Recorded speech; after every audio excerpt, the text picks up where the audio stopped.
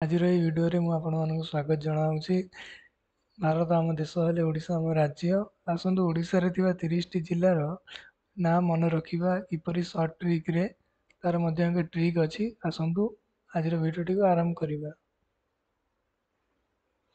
ଆପଣମାନେ ଦେଖିପାରୁଥିବେ ପ୍ରଥମଟି ହେଉଛି Odisha all district trick.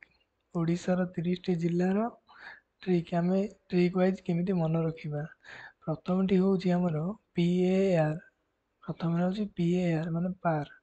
Second ଟ୍ରିକ୍ଟି ହେଉଛି GMD। ତୃତୀୟରେ ଆମର ଆସିଲା JNS। ଚତୁର୍ଥରେ B5। ଏଟା ହେଉଛି ପଞ୍ଚମରେ B5। 7 ନମ୍ବରଟା ହେଉଛି ଆମର K7। ମାନେ ଅର୍ଥାତ୍ ଆମର ଆସିବ ପ୍ରଥମଟା ସବୁ ଗୋଟାଏ ଗୋଟାଏ, Pରେ ଗୋଟାଏ ଡିଷ୍ଟ୍ରିକ୍ଟ, Aରେ ଗୋଟାଏ ଡିଷ୍ଟ୍ରିକ୍ଟ, Rରେ ଗୋଟାଏ ଡିଷ୍ଟ୍ରିକ୍ଟ। ସେକେଣ୍ଡରେ ଆମର ଆସିଲା GMD, Gରେ ଦୁଇଟା ଡିଷ୍ଟ୍ରିକ୍ଟ। ଯେହେତୁ 2 ଅଛି ତ ଆମର କେତେଟା ଡିଷ୍ଟ୍ରିକ୍ଟ ଯିବ? ଦୁଇଟି ଡିଷ୍ଟ୍ରିକ୍ଟ ଯିବ। Gରେ 2ଟି, Mରେ 2ଟି, Dରେ 2ଟି। ତାପରେ ତୃତୀୟରେ ଆମର ଆସିଲା JNS, Jରେ 3ଟା, Nରେ 3ଟା, PQRSରେ 3ଟା। ତିନୋଟି ଲେଖା ଡିଷ୍ଟ୍ରିକ୍ଟ ଯିବ ଆମର। ତାପରେ ପଞ୍ଚମରେ ଆସିଲା B5 ମାନେ 5ଟା B ଆମର ଯିବ। ତାପରେ K7 7ଟା K ଆମର ଯିବ। ଏଠି ଆପଣମାନେ ଦେଖିପାରୁଥିବେ 7K 7ଟା K। ପ୍ରଥମଟିରୁ ଆରମ୍ଭ କରିବା। ପ୍ରଥମ ହେଉଛି ଆମର ଫାଷ୍ଟ। ପ୍ରଥମଟି ଆମର ହେଉଛି PAR।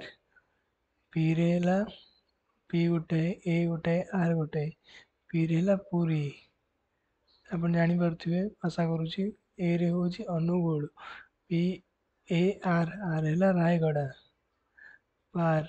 ସେକେଣ୍ଡ ଟ୍ରିକ୍ଟି ହେଉଛି ଆମର GMD। 2ଟା G, 2ଟା M, 2ଟା D।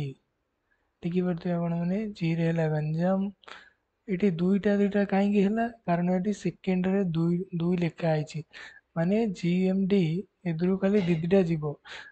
ପ୍ରତ୍ୟେକ ଅକ୍ଷରରୁ ଦିଟା ଯିବ। ଏଠି ପ୍ରଥମରେ ଫାଷ୍ଟ 1 ଲେଖା ହେଇଥିଲା ବୋଲି ଆପଣ ଦେଖିପାରୁଥିବେ। ଏଠି 1 ଲେଖା ହେଇଥିଲା ବୋଲି ପ୍ରଥମ ଗୋଟାଏ ଅକ୍ଷର ଗଲା। ସବୁ ଫାଷ୍ଟ ଲେଟରରୁ ଗୋଟାଏ ଡିଷ୍ଟ୍ରିକ୍ଟ ଗଲା।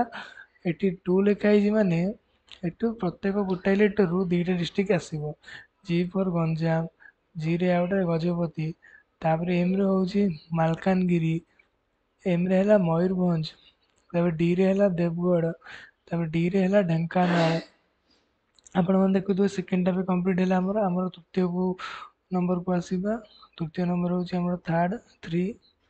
ପ୍ରତ୍ୟେକ ଲେଟରର Jର 3ଟା, Nର 3ଟା ଡିଷ୍ଟ୍ରିକ୍ଟ, Sର 3ଟା ଡିଷ୍ଟ୍ରିକ୍ଟ ଆମର ଆସିବ। Jଟା ହେଉଛି Jରେ ହେଲା ଜଗତପୁର, Jରେ ହେଲା ଯାଜପୁର, Jରେ ହେଲା ଝାରସୁଗୁଡ଼ା। ତାପରେ ଆମର ଆସିଲା N। Nର ବି 3ଟା ଆସିବ ଆମର ଦେଖିପାରୁଥିବେ। Nରେ ହେଲା ନୂଆପଡ଼ା, Nରେ ହେଲା ନବରଙ୍ଗପୁର, Nରେ ହେଲା ନୟାଗଡ଼। ତାପରେ Sରେ 3ଟା ଆସିବ।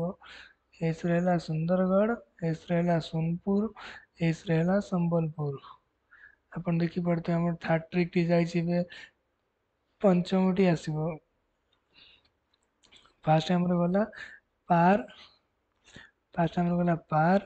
GMD, JNS।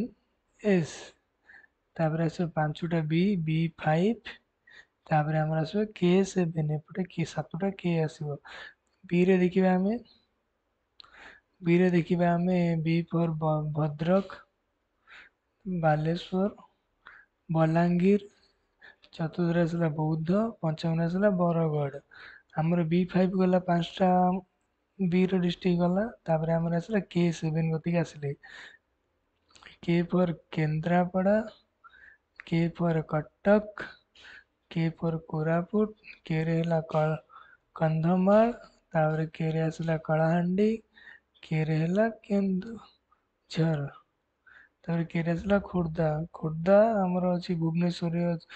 ଖୋର୍ଦ୍ଧାଟା ଆମର ଭୁବନେଶ୍ୱରଟି ଆମର ଖୋର୍ଦ୍ଧା ଡିଷ୍ଟ୍ରିକ୍ଟରେ ଯାଉଛି। ଭୁବନେଶ୍ୱରଟା ହେଉଛି ଆମର ରାଜ୍ୟର ରାଜଧାନୀ। ଏବେ ଚାଲନ୍ତୁ ଆଗକୁ ବଢ଼ିବା।